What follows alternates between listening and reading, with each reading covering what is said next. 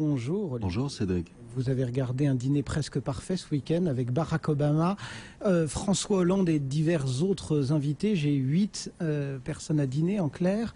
Vous avez goûté le menu, il y avait pas mal de croissance, notamment un peu à toutes les sauces. Ouais, on appelle la croissance. Pas convaincu. Non, je ne sais pas si c'est un dîner presque parfait ou un autre titre de film, mais c'est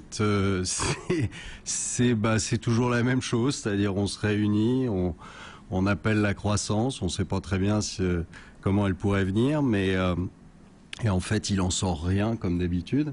Que ce soit le menu américain, que ce soit le menu allemand, que ce soit le nouveau menu français, il n'y en a aucun qui vous donne envie de vous mettre à table? Ah non. Non, surtout pas ni le dîner américain, ni le dîner qu'on est en train de nous préparer en Europe. On voit aujourd'hui que ce que je dis depuis des mois et des mois, c'est-à-dire que la Grèce c'est fini et que l'Espagne va suivre, c'est en train d'arriver et on essaie de faire croire que c'est encore tenable. Ça ne l'est plus. Enfin, on a des déclarations qui se multiplient sur une sortie possible de la Grèce. Et je pense que ça se finira comme ça. On a l'impression que le dossier est économique, financier et politique. Que l'économie, on ne sait pas très bien. Politique. Que la finance, on nous dit que c'est réglé, que ça n'est maintenant plus qu'une question de service juridique, etc. Que les politiques savent pas encore très bien comment gérer le truc. Ils ont d'abord dit qu'on allait sortir, puis finalement ils se ravisent. Économiquement, est-ce que la question centrale, c'est celle-là, c'est celle de la survie de la zone euro? Est-ce qu'aujourd'hui la Grèce peut sortir et la zone euro? Moi, je pense que le meilleur moyen de faire survivre la zone euro, c'est de sortir la Grèce. Quand vous avez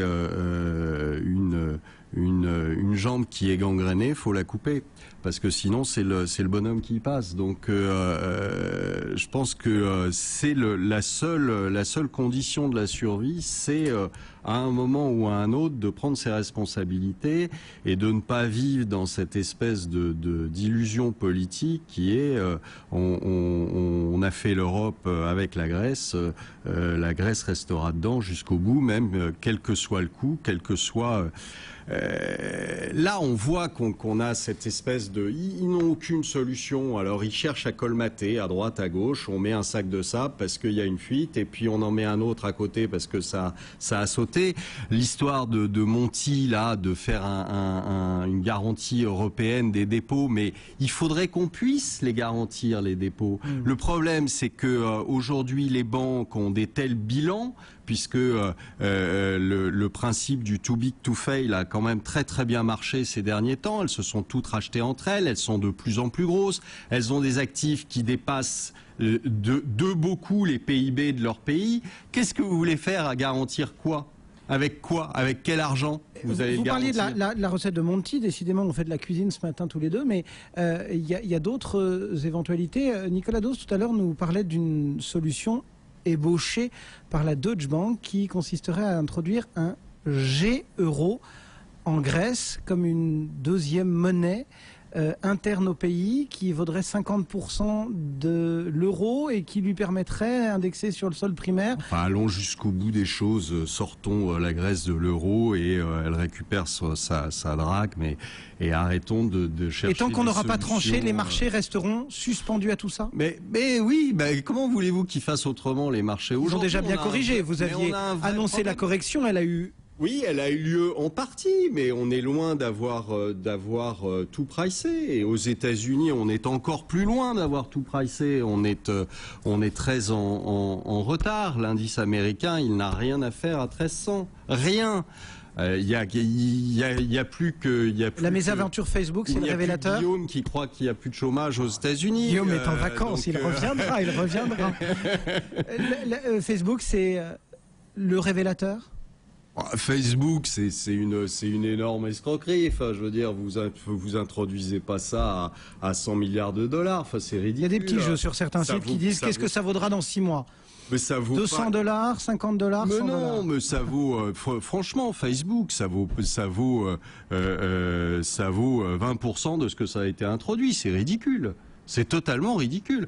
C'est un attrape-pigeon comme il y en a eu beaucoup, mais ça marche encore. Grandes heures de la net économie. Très bien, parfait. Bon. Ça a donné des commissions à tous les banquiers, ils sont contents. On a fait une belle introduction.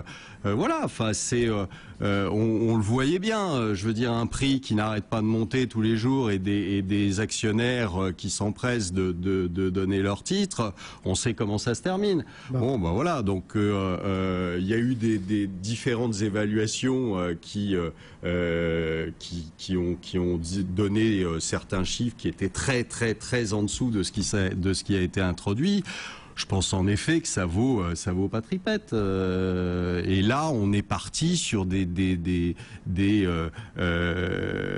évaluations et des anticipations qui sont délirantes. Un peu, c'est 2000, hein. C'est pareil. C'est comme ce qui s'est passé en 2000. Olivier Delamarche, au cœur d'Intégral Bourse. Merci Olivier. À la semaine prochaine.